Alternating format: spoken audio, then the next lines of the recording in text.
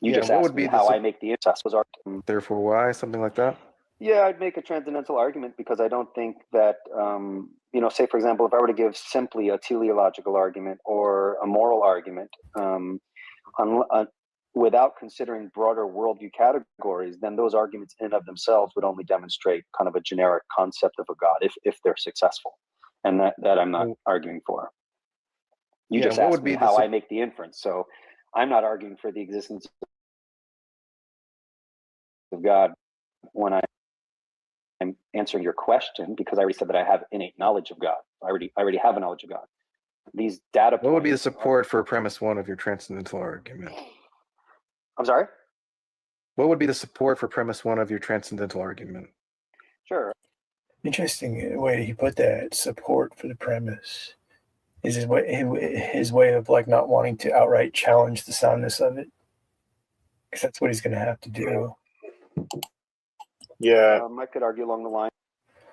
Well, they're just going to do this thing is like you have no reason, you have no argument for premise one of tag. So they made this a mantra. And so I'll run into this sometimes where people go, there's no argument for P1 of tag. Like how Matt Dillahunty says claims aren't evidence. It's like they made it a mantra. There's no argument for P1 of tag. Stupid. But the first premise, well, let me see how he premise. Tag isn't really supposed to be like a syllogism. Like you can make it a syllogism, but it's not really supposed to, because tag requires an auxiliary argument. So you have to make like a positive case for Christianity. The positive case for Christianity is just the model of reality in the Bible. That's the positive case. Then then you do an auxiliary argument, which is a reductio ad absurdum, that assume the opposite and show the absurdity or contradiction. Yeah. So it's like you're making like two arguments at the same time, but because we're human beings, we can only make one argument at a time. So it's kind of like a weird thing going on. You're right. It's a meta level argument or paradigm level argument. It has features of deductive and inductive arguments within it. A transcendental argument. It's in its own category, but it's a valid form of argumentation. And atheists sure don't like it. Knowledge is possible, then the Christian worldview is true. Knowledge is possible, therefore the Christian worldview is true. So that would be a transcendental argument and a deductive. Well, you know what's funny? When you say it's a valid form of argumentation, it's like what you would consider to be a valid or possible explanation would depend on your ultimate commitments. Right. I know that, but in that case, what you're doing is you're taking secular philosophy and you're actually doing a sort of you're granting them. I see. I'm being kind of tongue in cheek. No, but that right. If somebody points it out, you say right on, man. Like you're getting it for sure. Is it defended transcendentally? No, I asked you what the support for premise one was, and then you rendered the entire argument. So the support of it would be that if you deny that first premise, then you would fall into the same categories of skepticism or unintelligibility, and that would have to be demonstrated through the course of conversation. And then I'd also provide a positive argument as to why the Christian God does provide the preconditions for knowledge and intelligible experience. Wait, but you have to do more than just say through a course of a conversation. He's like, first I'll dismantle you in conversation, then I'll move to my second point. And like, no, you got to do more than that. No, do that, Eli. No, you can't do it that way. You have to do it the way I said so. Okay, so God doesn't exist. Now prove God. Oh, and you can't use words. Go ahead. I can't use words. Draw pictures. Because you have to have a general answer to that question. You have to be able to refute it generally, not just. You have to be able to refute it generally, not just depending on. Because it could be that Tom has an incoherent worldview or Haiti has an incoherent worldview, but Bob down the street has a coherent atheist worldview, right? So you just have to demonstrate that they're all false. No. You don't have to go after each individual worldview. You talk to your interlocutor. That's ridiculous. Well, because we can just do this. We can do a thought experiment. I can say, at base reality, at fundamental reality, we have a rational mind or not. If there's no rational mind at base reality, then what we call reason isn't aimed at truth because there's no intentionality behind it. Done. Yes. Without the appeal to anyone specific. That's incorrect. What? That's incorrect. Well, if you if you don't, the problem with you saying that that's incorrect is if someone demonstrates a coherent worldview that accounts for everything that you're saying, then what you're saying is possibly false. You want to say that it's not possibly false. So, see, he's going into, well, there could be a guy down the street. No. Well, I'm talking to, well, he's supposed to be talking to one person, but this other guy's interjected. It's not about like what someone else might think or perceive. In 1,000 years, atheists could evolve an argument. Yeah. Well, yeah. So that's why it is correct. No, that's incorrect because it presupposes that the transcendental argument can only be demonstrated by an inductive demonstration of the falsity of all competing worldview perspectives, and that's no, it's not true. Inductive. You make it deductive, make it abductive. I don't care what you do, but you have to show that all other worldviews are false. No, you don't. Right, and if you the transcendental argument tries to demonstrate that the Christian worldview provides the necessary preconditions for intelligible experience. Now, here's the thing: if you're asking for, pardon, I had to burp. Excuse me. If you're trying to provide an ultimate context that grounds intelligible experience, I would argue that you can only have one ultimate foundation for that. You can't have a multiplicity of worldviews that equally and sufficiently demonstrate intelligibility, because then you're stuck in a pluralism, which kind of just leads to a form of skepticism. So I would say that if there is one worldview that does in fact ground those things, you could argue for the fact that it does. So you see their questions reveal how stupid they are. Remember I said that earlier? So they keep... Well, yeah, they're digging themselves deeper. Yeah. For one, he's treating it as like an inductive argument. You have to do an inductive survey on every worldview. Well, it has inductive components, but that's right. He's trying to limit it to that, yes. That reveals, one, he doesn't understand what a transcendental argument is doing or what it is at all. Two, he doesn't understand that worldviews are like meta level. So he's treating a worldview as if it's like a fact within a worldview. You see what I'm saying? Yeah, so he's already assuming a worldview that's unknown. It's so confused, and the questions they ask reveal how stupid they are. Anyways, yeah, it's more ammunition for Eli. Say, oh well, you're saying, you're bringing that in, that it brings this into question. There's so many questions that Eli could ask them that just take hours for them to try to answer. Then it follows that every other worldview doesn't. Now, if someone disagrees and says, but what about worldview A, B, or C, then we can talk about those and we can do some worldview analysis to further demonstrate the point. But I would not have to demonstrate the falsity of every single one inductively. It's not inductive. You do it deductively. Or deductive. Yes, you do. You do have to. You have to show that they're. Yeah, that's he doesn't even, again, revealed. He doesn't even know the difference between induction and deduction. What he said was in an inductive survey, and then now it's deduct. He doesn't even know what he's talking about. He's just saying words, dude. He's like, I don't care. I don't care which kind it is. You have to. He doesn't even know the definitions of the words. He's using the words literally incorrect. Anyways. Yeah. False, right? Because you don't believe that believe that contradictions can be true, right? So you don't think that both worldviews can be true. So you have to show that other worldviews are false. You show that other worldviews are false by demonstrating that Christianity does in fact provide the necessary preconditions for intelligibility. If it does, but you say no other worldview can, because you can only have one metaphysical ultimate. Wait, but hold on, that doesn't. Sorry, I'm sorry. That doesn't fall. Let me just. Can I just really interject really quickly? Yeah. But you said that you established that by. Can I say timeout real quick? I do apologize. That doesn't follow. Only They're rejecting the impossibility of the contrary somehow. Just think about what he's saying. He's saying that Eli's just saying there can only be one absolute, and he goes, that doesn't follow.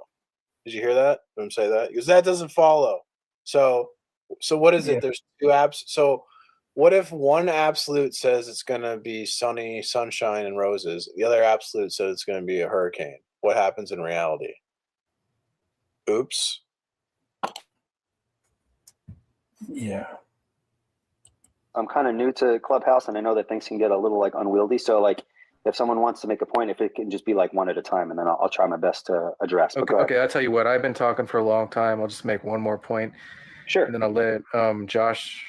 You're right. Keep in mind, I am. When he's like, well, Tom, if you grant me that, then the argument it's over. And then he got saved. We never got back to that. Yeah.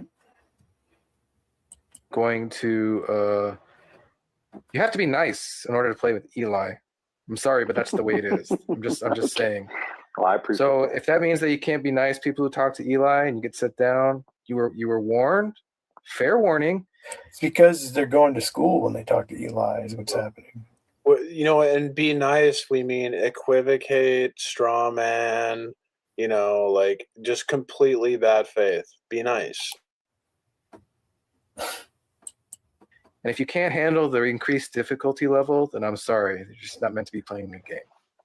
But Eli, I thought you said that you're establishing that it has to be the Christian God. Sure. And you're not ruling out all the other worldviews. It's going to take so much time to do that, guys. They're overlooking that he's arguing the impossibility to the contrary. It doesn't. They don't understand that there's like limited when it comes to starting points. There's only so many limited. It's like you can start with reason, rationalism. You can start with empiricism, or you can start with revelation. That's like 3 starting points. It's not like we don't have to debunk. There's like literally 3 starting points there to debunk. Yeah, that's it. I mean, that's the point that they usually miss, but that's true. Like anything that you bring to the table, you're going to fit in one of those 3. Yeah. But you said that you established the necessity of the Christian God by the impossibility of the contrary, which I take it you're using some sort of Van Tillian sense in which you're doing that, which says that you're showing that they're not possible on their own merit, right? That's one way you illustrate the impossibility of a particular worldview, but the positive demonstration comes in showing that Christianity can ground intelligible experience and knowledge. So if that's true, if Christianity can successfully show that within that worldview you could have knowledge, intelligibility, it doesn't reduce to like an utter skepticism, then it follows it must be the only worldview that can do it, because you can't have more than one. Because something can, it must be the only one? In this case, yes. When you're talking about transcendental... Yeah, they don't want exclusivity. That's the enemy. Mental necessities, yes. I said I was. This isn't even a debatable. This isn't even a debatable point. This is not like something uniquely presuppositional. I mean, you can only have one transcendental if that's the hypothetical, right? If one could demonstrate the transcendental to be the case, then it must be true. That's just the nature of a transcendental. Yeah, but we're waiting on the proof. Wait, I don't understand why. The proof. Hold on a second. I just don't understand why something transcendental can't be contingently true. Also, that doesn't follow. At least you haven't demonstrated that. Well, the Christian worldview is the nature of the transcendental worldview is unique in the sense that it's not making claims that are based on. Did you hear that? Mm-hmm. Why does the transcendental it can be contingent? He said. That's so dumb. You haven't demonstrated that it has to be necessary. Well, the whole point is like, how do you account for necessity? Because there's necessary truths, like logic is a necessary truth. That requires a necessary reality, but we haven't demonstrated it. He's literally using necessary reality to say we need to demonstrate necessary reality. Right. Without account. View is unique in the sense that it's not making claims that are based on contingencies. If the Christian worldview is true, I mean, God is, if I can use kind of a pietistic language, God is the Lord over contingencies. There's no contingency or possibility that hangs over him metaphysically. So the nature of the unique claim of the Christian worldview is that it can't be a sort of transcendental that is contingent. It must be necessary, given the nature of the Christian God is the greatest, if I can use Anselmian language, the greatest conceivable being. Yeah, but again, that's not addressing the point I made, right? Because the point I made is that whether or not that's true, that might be true, but it just follows then that if God exists, then God is necessary, right? It doesn't follow that God exists, right? It's no, it doesn't. Sorry, go ahead. I'm sorry. I'm not finished making the point. Yeah. So the point I was making is for something to be transcendental, all that means is it provides the necessary precondition for something or other, right? On this view. Now, it doesn't follow that because something provides the preconditions for something or other, that therefore that thing is necessary. That just straightforwardly doesn't follow. It's a non sequitur. Now, you might be able to give an argument for that, but I've yet to see such an argument, right? So it could be the case that in one possible world, X provides the necessary preconditions for knowledge and intelligibility and what have you, and in another possible world, Y provides the necessary preconditions for knowledge, intelligibility, and whatever, right? And so that's not going to be sufficient for you to say that the Christian God is the only way. You have to show that those other possibilities are in fact impossible. You have to. So, is this the case when someone's going into these other world possibilities where you want to sort of call them on the authority of why it's necessary for me to follow this framework and so forth? Well, think about it like this. I'm saying like only the Christian worldview is the ground. There's no other ground. You're saying, well, there could be another ground. Well, okay, provide it. Yeah, let's hear it. So the burden is now on him, but so it's like Eli's made an argument, and he just goes, well, just keep making your argument. Well, without providing a counter argument. Well, just keep making your argument. It's kind of it's just not. It's like fake debating. Yeah. You that they're contradictory or something.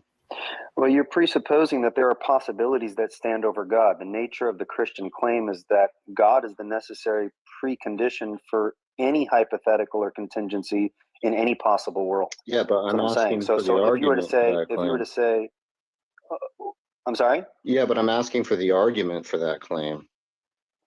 The argument is demonstrated in the fact that the Christian worldview, given special and general revelation, the nature of the Creator and the created order, and the fact that God has revealed Himself. Okay, what is think about this. Like, what he's saying is so stupid.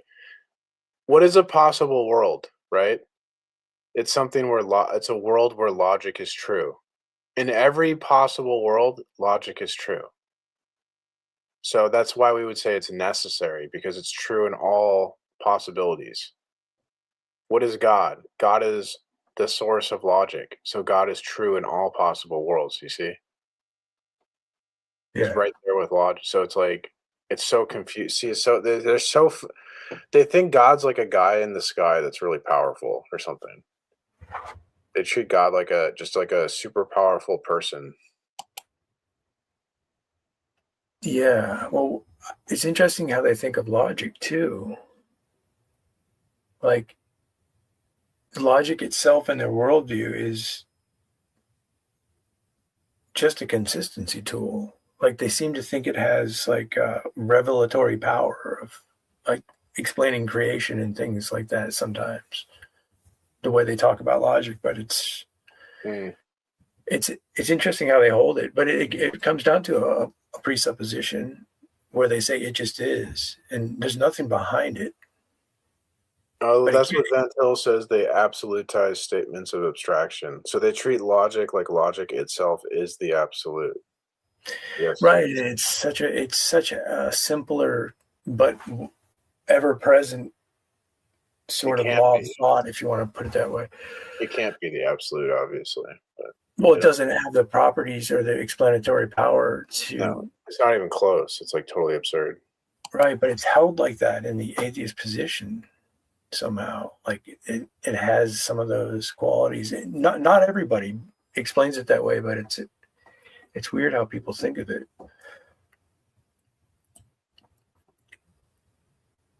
I'm trying to remember Darth arguing with somebody that, like, no, you don't get the causality from logic. Like, I remember that coming up. It's weird how people assume that. With tag, we're not trying to demonstrate anything specifically. We're saying what makes demonstration possible. See what I'm saying? Yeah. Like, they keep trying to get tag to demonstrate something specifically, but we're like, dude, we're like, what is even making demonstration possible? It's not about a specific fact. Yeah, they want to jump over that whole step. And that is demonstrated to be true, that in rejecting it, one's worldview is reduced to skepticism or absurdity. Now, the response will be, but wait a minute, you just made the statement. Well, then that's where we have to actually get into the weeds and talk about specific worldviews. Not because I have to demonstrate the falsity of them one by one, but simply for the point to illustrate the transcendental point that I made at the beginning.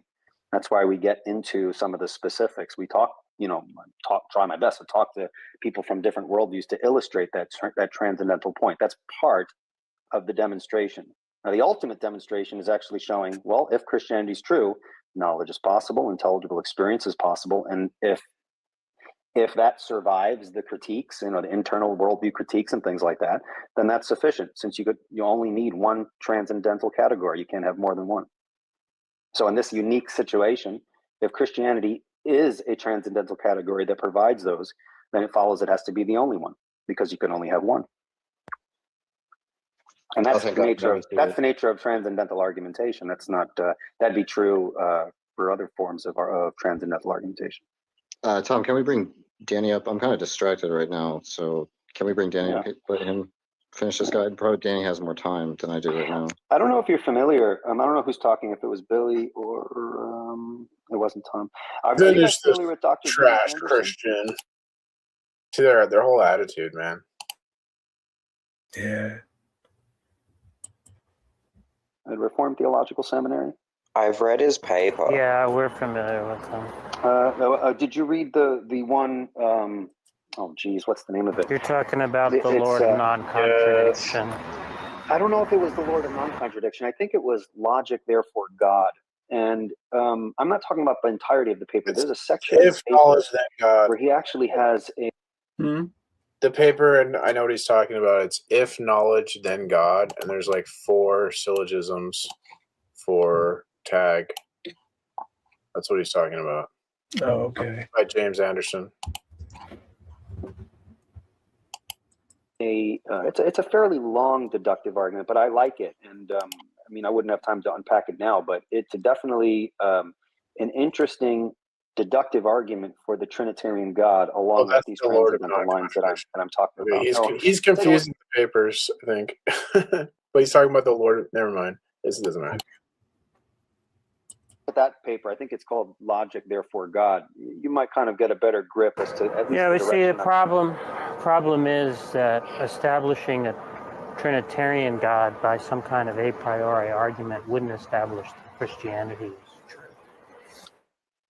And that's really the burden here, right? You need to give an argument that doesn't merely establish that Trinitarianism is true, but that Christianity is. Well, the nature of the presuppositional argument is we're not necessarily arguing for a simple data point, i.e. the existence of a triune God. The very concept of the triune God is unintelligible apart from a broader worldview context. So the nature of the argument is at the worldview level. It's not at the, slice this abstract category Trinitarian God and argue just on that basis. We're arguing for a worldview system. Yeah, you keep saying you're arguing for it, but nobody's seen the argument. Okay. He's like, just like God, where is he? If God real, why I not see him? The argument isn't in my sense data, therefore the argument does not exist. I mean, he's like, okay. Yeah, so we just want an argument that establishes that in order for intelligibility or knowledge or whatever to be possible, right, Christianity has to be true, right? Okay, well, that was the deductive argument. That was the deductive argument I gave. Yeah, but right? the problem is that you didn't give a reason for anybody to accept the first premise of your argument. I did give a reason, and then I said what was the reason? In rejecting it, a person's worldview is reduced to absurdity, and they don't have a grounding. That's just the claim. So that is the assertion. He's laying out the argument. If you have an argument to the contrary, let's hear it. Stop telling him what he needs to do. He's followed the fundamental rules of basic philosophy.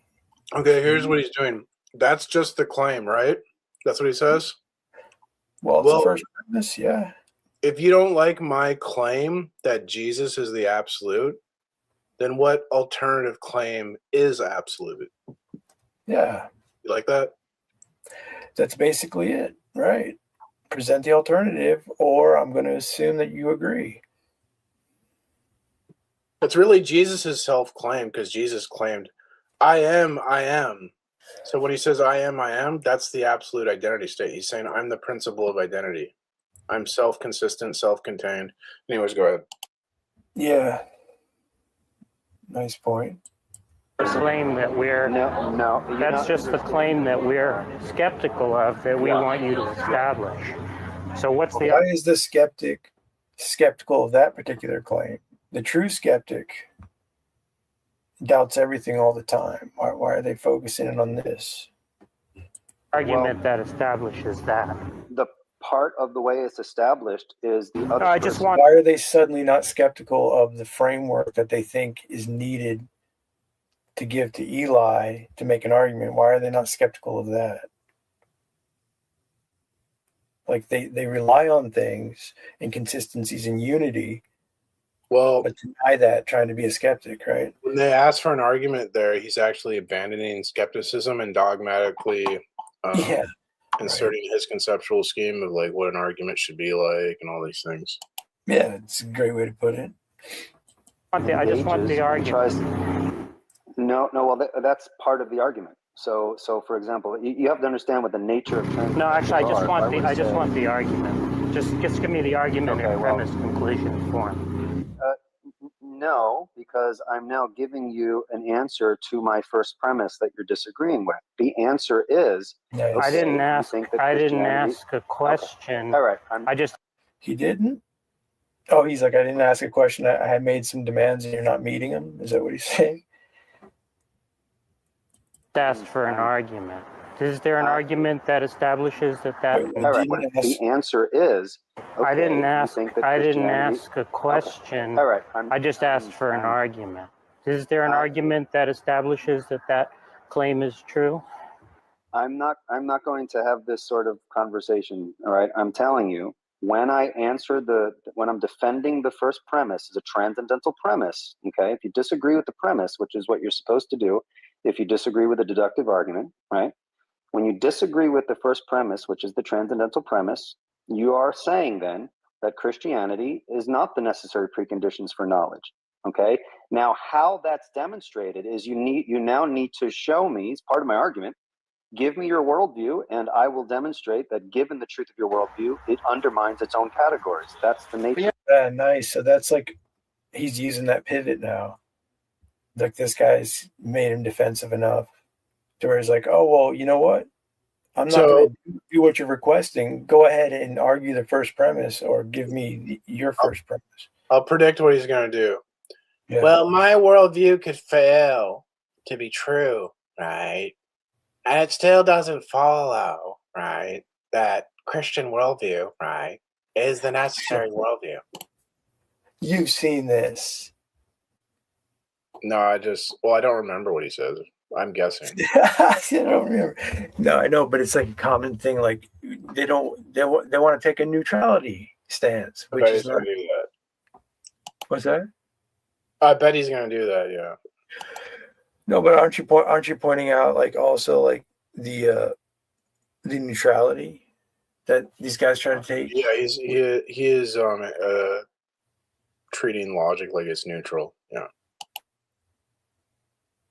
Well, logic itself would be neutral, but his reason they treat. No, it's not neutral because we think logic comes from Jesus. Well, yeah, the metaphysic is not neutral. He's acting like there's a neutral territory we can debate from, like a neutral conceptual scheme. Put it that way. Well, sure, but I was thinking more like he's trying to be agnostic or neutral. It's like, no, I'm not making an assertion against your premise. I just want to know more about it. And Eli's like, no, you don't understand. Like, oh, I see what you're saying. Yeah, like you're that's the refusing to give your view. Well, you were talking about dealing with this a little bit recently too, right? Yeah, they don't want to give anything. Then you're like fighting someone who's in the shadows, and you're like swinging and missing because there's nothing to hit because they're always. Yeah, you're in there like, okay, so you guys want me to make an argument and make the argument for you, and then do audience questions too. Like you said something like that. It's pretty funny. Like you're doing all the work for them. The audience member too, right? Yeah, but then you're doing the impossibility of the contrary by showing that a worldview is not true because there's some kind of contradiction on its own grounds. But when I asked you about that, that's what you said you weren't doing. You were saying that you were showing that the other views the other views that are possible are impossible due to the Christian view being necessary. So which is yes. No, it's both. That's why I said it's a two-step. Okay, well, if it's both, then you can give the argument why the Christian God and only the Christian God is the necessary precondition. Go ahead. Okay. So now when I give my reasoning for that, you're going to disagree, and part of that disagreement is part of the argument. In your disagreement, you're going to have to give a competing worldview system. Yes. He's just bringing them right to it. That's great. It doesn't matter. Like, it'll just never... Oh, I missed it. I stepped away. What did Jack say? He's pointing out it's a two-step process. No. What did Jack say that even if my worldview is false, it doesn't prove your point? No, he's not there yet. But it's just Eli's just. I'm just pointing out. It's like he's gracefully drawing him in. He's like, this is what happens next. You disagree with the premise. I understand that it's a two-step process, and this means this is where you talk about your worldview to compete with it. Like he's in the ring with him. He's drawn him into the ring. There's no way out now. Yeah, there is. Well, obfuscation, distraction, and mockery. We'll see. Yeah, but the point is like that's where it is. There is no way out, but they'll just be stubborn. Yeah. In which I can give an illustration as to why the point of my argument stands. So it's not just me standing here talking. It's what the transcendental discussions are worldview analyses.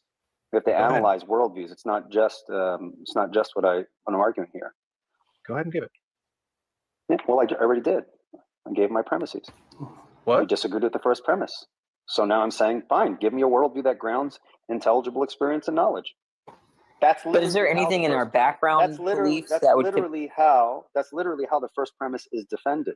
It welcomes competitors to demonstrate that this claim is actually false. Then it seems like you would agree with us. Because of the nature. Yeah, I love it.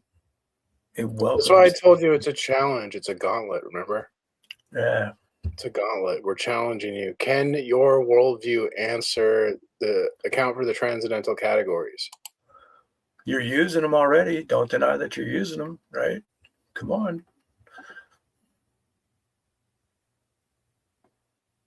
Sure, because of the nature of transcendental arguments, they are indirect arguments. They're indirect. Go ahead. I'm sorry. Yeah. I interrupted. So then it seems like you would agree with us that there's nothing that we are committed, there's nothing that we believe that would commit us to that premise. Well, you don't have to commit yourself to that premise, but part of the engagement with the argument is to actually present a worldview that grounds intelligible experience, and by doing so, you falsify the transcendental premise.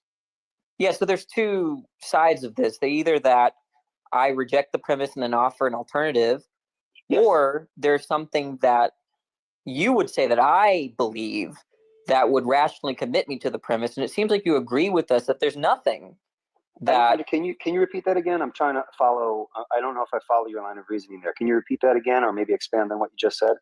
Yeah, so it seems like the dialectic shifts to either me giving you my view, and then I could be right or wrong about that, and that's what Josh kind of highlighted.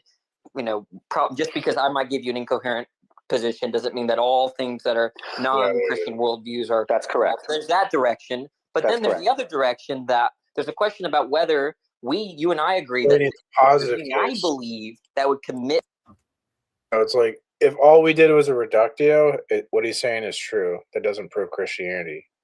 That's why we have the positive case, where we make an argument that like if we start with Revelation, we solve hard solipsism. If we start with Revelation, we solve the problem of induction. That's the positive case, anyways. Yeah, I see what you're saying.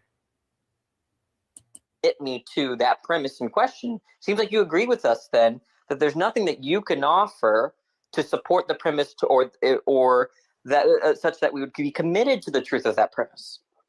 Well, again, wait, that we would be committed. So he just tried to resell, convince me. We're not convinced. Is that all he did? Isn't that a very like fancy way to say I'm not convinced? Yeah, that's all he did, which just puts a burden of unreasonable magnitude. So, optically, that sounded very like intellectual. Yeah, and I guess so. But when you think about the substance of it, yeah, it sounds germane, but optically, but then you think about it, it's not. You can even hear the fail at the end, though. Listen closely, watch. Then that there's nothing that you can offer to support the premise or that such that we would be committed to the truth of that. See how he bumbled that? I mean, it's just like little things like that, and I'm thinking, what was that he just said? And I'm like, he's just reselling. It doesn't sound like we're convinced. Premise. Well, again, when you're talking about committed to the truth of that premise, that's going to be very subjective. I mean, there are people who aren't committed to all sorts of premises that are perfectly valid and true. Yeah, but I guess the question is, when we ask for the argument of that premise, what we're asking for is there any line of reasoning that you could give us such that we would be committed to the truth of that premise? Convince us. And it seems like a gas. It's like he's already given the line of reasoning, so this is just gaslighting. Yeah, if he understands it, it is gaslighting. But if he doesn't understand it, it's not quite that. But yes. Yeah, but he should understand that. Well, he's a philosophy teacher. Yeah, he should know. But he's a young dude. But he's super annoying. He just looks young. That you don't have such a thing. Well, I mean, okay, so he just made he made assertion in the positive there too, didn't he? That he doesn't even have that, which is interesting because if you think about what someone's asking for when they're saying "convince me," and then they're saying you don't have that, it's sort of a truth tell in the fact that like I'm just not going to be convinced no matter what you say. For the argument of that premise, what we're asking for is there any line of reasoning that you could give us such that we would be committed to the truth of that premise? And it seems like you're suggesting that you don't have such a thing. He's saying, assume my worldview and then prove it. He's saying, assume Jesus is not ultimate and then prove Jesus is ultimate. It's just stupid. Yeah, Eli has moved all the way to this point of where their worldview is in question. He walked them through everything, and this kid's coming in with "convince me, God," as though none of that conversation happened. Okay, so the nature of transcendental arguments, we can take, for example, an item in which we agree and ask what the necessary preconditions for that item is. And that's precisely what the nature of the argument does. It's asking, for example, if I were to say X is the item we agree on, then we ask what are the necessary preconditions for X. I think that's fair. So I think we're talking about a different premise. You said that the premise in question was that to reject the initial argument, initial premises of the argument, our worldview amounts to absurdity, and that's what we're skeptical of. And it seems like you're saying that you don't have any line of reasoning to provide as to commit us to the truth of that premise. Well, my invitation is to demonstrate that premise is wrong, because that's the way that's it's shifting the illustrated. burden. So That's it's not shifting the burden. It's not shifting the burden of proof for the reason We're just that, asking you. We're just asking you whether there's an argument. So shifting the burden is questioning how they know things in their purview. The argument is shifting the burden because it's a challenge, I guess. The whole thing is, I don't know. It's so. This just goes to show you, like, in my view, Eli has been basically perfect. You know, I guess he's not Jesus, but like for this context, I mean, like, I can't think of, like, he answered them perfectly as far like 10 out. I'm saying 10 out of 10, right? Got you. Yeah. It doesn't even matter. So think about Jesus too. Jesus actually is perfect, was perfect when he was here on earth. And I'm sure he encountered people just like this, who Jesus could give a perfect answer and they're still just going to act like this. So. Yeah, well, I think part of the nice thing about it is us watching it after the fact and appreciating it, you know, and the other people that may be doing the same, utilizing it, carrying it on, learning from it. Argument that supports the claim or not. That's just a yes or no question. Well, no, it's not a yes or no question, because the nature of transcendental arguments is indirect. Now, I told you that if God exists and he reveals himself, he can reveal himself such that we can have a knowledge of his existence through general and special revelation. Okay. We have coherence. We have a worldview context in which individual data points have coherence as they reflect God's creation, his purpose, his intentions for facts and the meaningfulness of facts. That Sorry, is that an inference? Within the Christian worldview, that makes sense out of knowledge. Yeah, but is it an inference? That's what I'm just trying to get clear on. Is that an inference in support of the claim? That is my claim. That is the nature of my claim. I'm not asking about the claim. I'm asking if there's an inference that supports it. So yes, well, the thing that I'm inferring is the transcendental necessity of the. He's equivocating on metaphysical assumption and argument. So he's giving, so for a reason, there could be an epistemic reason, right? Mm-hmm. Or explanation. But there's also a what's the word? Principle, metaphysical principle. So X exists because of a metaphysical principle. I know X because of an epistemic principle. So there's two different reasons, and he's equivocating. What Eli's giving, he's giving a metaphysical reason, which is just my metaphysical assumptions. That's the metaphysical reason, as opposed to an epistemic reason, which would be an argument. Do you see the difference? Yeah, and he's asking if it's an inference, which is implying it's epistemic. So what Eli is saying is like ontological, and then he's asking an epistemic question. So it's like a category error. Well, yeah. To say it's a category error, it's you could say misframed question is another way. Like it doesn't. Loaded question. Yeah, loaded question, because why does he want him to get, by the way, why does he want him to get to admit that it's epistemology or an inference, so that he can just point back to how does he know type of skepticism? Is that where he's leading him? He's asking a metaphysical question, and then he's demanding like an epistemic response. Right, but I'm saying, as the skeptic, do you know where he's going with that? Like, is he trying to lead him into, you just think you know, but it's an optics thing. Okay, so he doesn't care about. So you're thinking like you care about the truth, right? You got to put yourself in. Imagine someone that literally doesn't care what's true. He just wants to make Eli look silly in some way. He's not. Yeah. All he cares about is optics. So optically, if I sit here optically and act smart and confident, like, you know how Smokey is all fluff, just act confident. What's the argument for that? Why should I believe that? See how I'm putting myself in power? I'm the power. Me lead ape. Ooh, me lead. Me. See?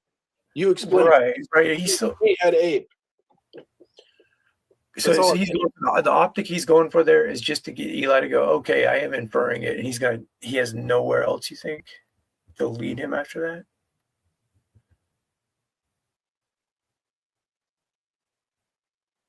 that? It's not that important. I was just speculating what the skeptic would be doing with that. But yeah, I agree that it's optical, but it doesn't matter. Point I'm making, which again is why I'm asking, if you disagree with that point, I'm asking then why doesn't someone present a worldview that actually combats my first premise? That's the way I'm defending my first premise. The point of my argument is to show, yes, give a competitor and we can talk about worldview analysis. Yeah, okay, but he's like, I was being nice and I'm putting the dukes up. All right, now somebody raise their hands and speak up. Let's go. One of the ways to be clear, is that there is an inference in support of the claim? He did it again. I'm not sure what you mean. Well, see, I've asked that question multiple times now. And I'm trying to understand. If you didn't understand what I meant, why did you go through that detour rather than just say, I don't know what you mean? Do you understand what an inference is? Well, if you're saying that I'm coming to a conclusion based on a data point, if that's what you mean by inference, then I guess I think I know what you're talking about. I'm trying my best to kind of understand. I know these words could be ambiguous unless they're clearly defined. If you're saying an inference that you can look at something and then infer or draw a conclusion based upon what I'm observing, I'm not sure exactly what you're asking then. Yeah, so it's some kind of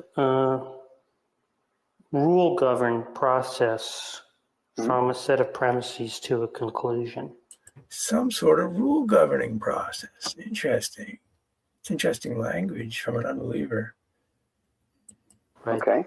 By some kind of inference rule, let's say, something like that.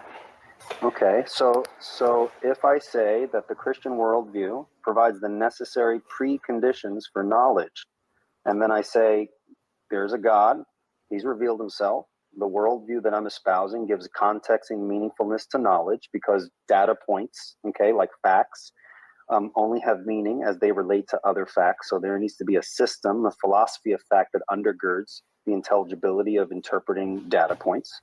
Christianity provides that. And so not only must I presuppose that to make sense of what I just said, I could also infer that fact given that because a fact is intelligible, there must be a system of facts that makes it intelligible. And I'm arguing that that's the Christian worldview. Wow, that was well said. So, and I bet the response is going to be, he's going to be like, you can't make an argument because I say so, basically. I didn't hear an inference in there. Yeah, I'm just trying to get clear on whether there's an inference that supports the claim that to reject the Christian worldview, one could not have intelligibility. Because that's the nature of a transcendental, right? Insane. If it's Isn't by it the possibility insane? of the contrary. It's just, you're not going to be able to, you just got to hang in there, man. Total Stonewall. Yeah. It's an indirect proof. So a direct proof would be something like, and I guess in giving a deductive argument, that's a form of direct proof, but indirect proofs don't typically get presented in deductive arguments. The only reason why I gave a direct argument is so that people can kind of see the line of reasoning I'm trying to follow. But transcendental arguments are typically indirect. They're proven by the impossibility of the contrary. So it's not inferred in the exact same way you might infer some other fact, because the fact of God is not the same as the fact of any other fact. It's unique in its transcendental necessity. So is it a yes or a no? I mean, I don't know how to answer your question if I just explain I think I explained myself the best. I'm just asking whether there's an inference or not. I've asked that now probably about 6 or 7 times. You know, what are you inferring at this point, Mr. Inference Question? But don't I look so smart as I ask for an inference? Yeah, but he's not. He keeps asking the same thing. And Eli's going into like a detailed response that includes revelation and inference unified. And he's just Keeps asking for a damn inference. Great test of patience here. I'm saying that the Christian God is necessary for the intelligibility of inferences. Yeah, that's the claim. That's the claim that I'm asking if there's an inference in support of. Is there one? I don't know what cliches, dude. Cliche. That's the claim. What's the inference? What do you mean by that? What's the argument? It's just cliches. Yeah. So you didn't understand when I tried to explain what an inference was, you didn't understand. I thought I did, but I guess I don't. So I do apologize. Yeah, I mean, I don't really know. If you don't even understand what an inference is, then I'm just not really sure. He's like, well, I've reduced you to just giving up on the inference argument. So maybe your whole worldview is just, you're not making sense. Now he pretends. This is so sleazy. So now he's like doing this thing where he's acting like Eli doesn't know what an inference is. Eli doesn't know what he's talking about. That's not true. It's total gaslighting and like fake optics. No substance. Yeah, it was a pretty poor attempt. Some people do it more elaborately. How the discussion can proceed. Because that's what we're interested in. Inferences. I don't see how we can proceed from there. You've given 45 minutes of answering all sorts of questions, but this particular inference I'm looking for, I think it's a game changer. I think it's going to stop this altogether. I'm just not really sure how the discussion can proceed, right? Because that's what we're interested in, right? You've made a claim. And we're looking for a justification for the claim. And I think the people here are only going to accept an inference as a justification, right? We're not going to accept an appeal to an intuition or something like that, right? So if you don't actually know what an inference is, it's not going to be. I mean, I would start to ask, okay, this is getting wild. You know, let's lay out the inferences that are acceptable in your worldview. And if you don't mind me, I'm going to ask how you might have inferred these knowledge claims and so forth and so on. So let's go ahead and get that laid out. An inference is if P then Q. So, yeah, but I mean, if you're listening to what this guy is saying, he's like, we have to stop here, I think, and everyone's on board as we need this inference just to this particular question. This is a perfect, way to lay out, like, okay, give me a list of what exactly you want here and how you know that's what's needed, how you have the authority to say this is where we stop and this is where the problem is, all that, right? This dude, like you said, is taking authority in a different way, right? He's like, we all realize that you don't realize what an inference is, so we have to stop here.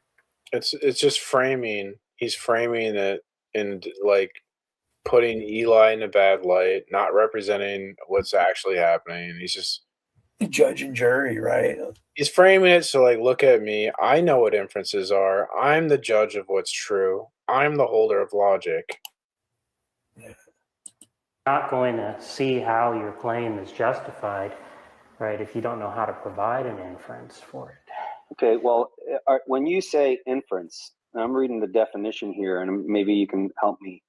Would you agree with this definition of an inference? Am I still on? The sound went off. Huh? I can hear you. Okay, sorry about that. I thought so I'm going to read this definition of an inference, and then maybe you guys can tell me if that's what you mean, okay? Is that okay? Yeah, go ahead. Okay, so an inference, a conclusion reached on the basis of evidence and reasoning. Is that what you're asking? Well, I want something a little bit more specific than that, right? A little more specific than the inference. But you know what an inference was. So it's not genuine. He's just going to say no, it's just not genuine. No doubt. I basically want a deductive argument because I don't think.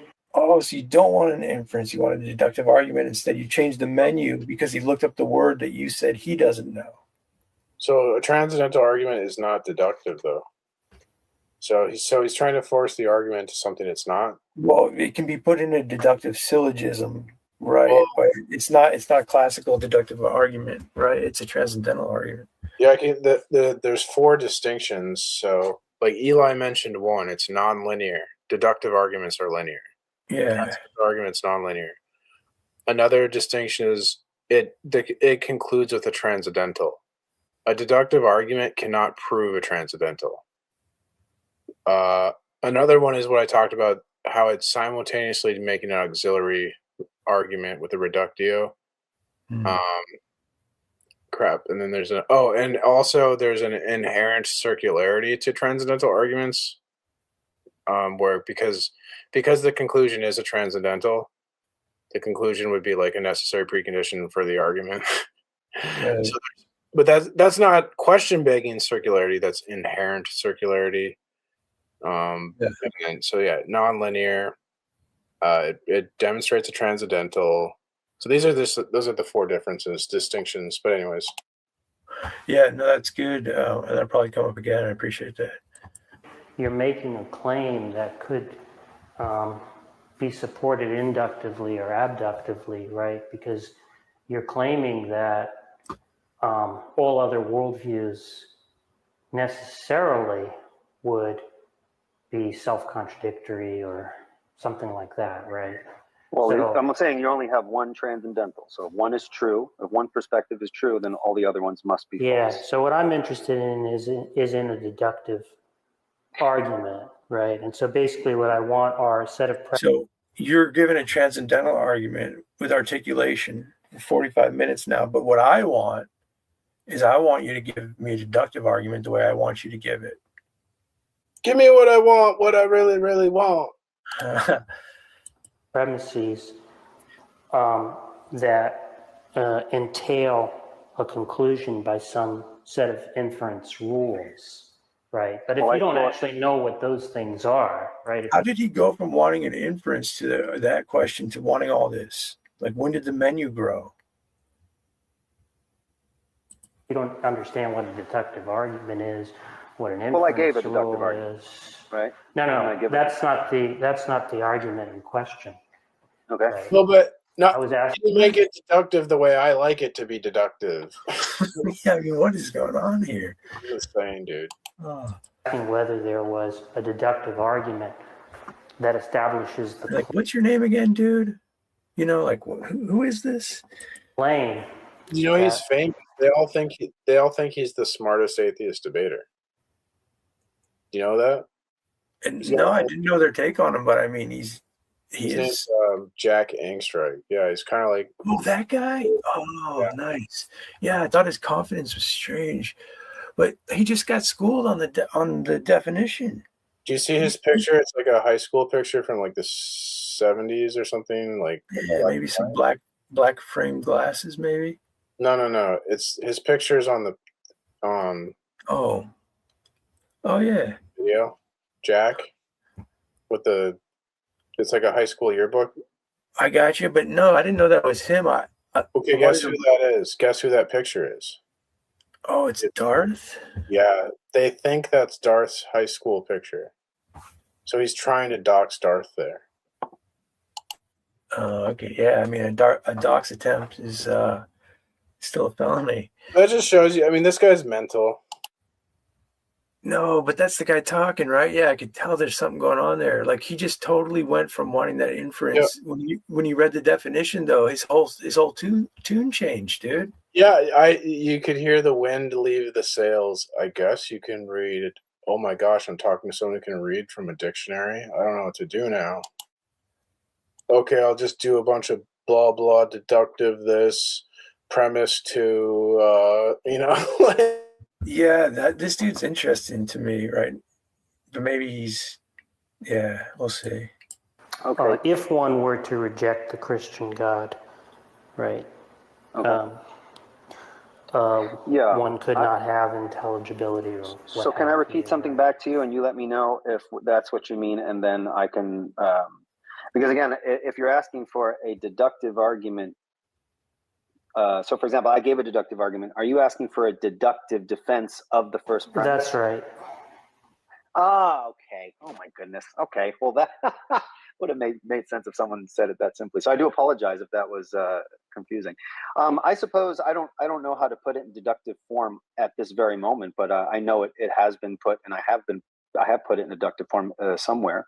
So that's a good point. Now that I understand what you mean, I can go back and try to formulate it, and next time I hop in the room, I could share it. Is that okay? Yeah, that's fine. But see, the thing is, so I would say too, at that point with him, like, when I do that, we've got to move on to, you making a distinction that you disagree with it and have an alternative worldview. What's that? I did it with him. So I gave him, P1, the Christian worldview is a necessary precondition. Intelligibility exists, therefore Christian worldview, right? He goes, okay, I want a deductive argument for P1. I did it. I gave him a disjunct. I say, like, we reason with reference to Jesus, and or without reference to Jesus, right? That's a disjunct. And then I said, reason without reference to Jesus is impossible. Therefore, we must reason with reference to Jesus. And then I gave him an argument for that, why premise 2 of that, why it's impossible to reason without. I don't remember that syllogism off the top of my head, but I have it somewhere written down. And that syllogism has to do with, like, epistemic bootstrapping. That basically, it kind of ties in that you'd have to, like, just assume your epistemology to get to your ontology, or assume your ontology to get to your epistemology. Like it's a cart before the horse thing with ontology and epistemology. So due to epistemic bootstrapping, you have to reason with. So I gave him what he asked for, and he just goes, "I don't see how that follows." I gave him like so many arguments. He doesn't care. You're talking about Jack. This exact same guy. I gave him what he's asking for. Oh, okay, excellent. So he's just going to keep saying he wants. He'll go. I don't see how that follows to the first argument. That's the next move. Now it doesn't follow. See what I'm saying? Yeah, right. So the fact, you're right. It makes it difficult because it's like, okay, the fact that you don't follow it is not an argument against it. We've established that. Well, it's just BS. He's just BSing. Has he been asked what his argument against it is, though? Like his worldview? Does he not do that? He's the one where I said, okay, Jack, you're right. The Bible's false. Now I have no standard of truth. So when I wake up tomorrow, what's my standard of truth? I need an answer. Oh. So it's a game. Like, he'll just keep moving the goalposts. That's what he's been doing, right? He just moves the goalposts. So when he asks for like a syllogism of a premise, you can't say to him, okay, I'm going to give that to you, but after I do that, I assume you'll disagree in some way or another? Say it doesn't follow now. That your second argument doesn't conclude with, like, making the first argument. Right, but I'm saying, can you set up a way of saying, I'm going to answer you, but in doing so, knowing you'll disagree, I need you to then... Yeah, he will find... It doesn't... There's nothing you can do. He won't take a positive stance is what I'm driving at, right? No, they will never defend their view. They will never do it. Yeah. So they must know that it's true, that our argument's right. So think about that. What if he knows what we're saying is true and he's doing all of this on purpose? Well, they say they know the script, so there you go. We're not going to be interested in a question-begging argument. So that wasn't question. That's not a question-begging argument. There's nothing that said that was question-begging. It certainly, he must realize that if he gives his worldview, that it's going to move in a circle as well. But he's not going to give his worldview in a formal argument, but it'll still be circular. His worldview is just brute facts. It's like stupid. But the authority on what's a brute fact and what that means circles back to his autonomous reasoning, right? It's arbitrary because, well, the critique of brute facts is like, how do you know you have the right set of brute facts? Like, what if... Well, yeah, what's the authority? So the set of brute facts is going to be arbitrary because there's no reason why... Because different people have different brute facts.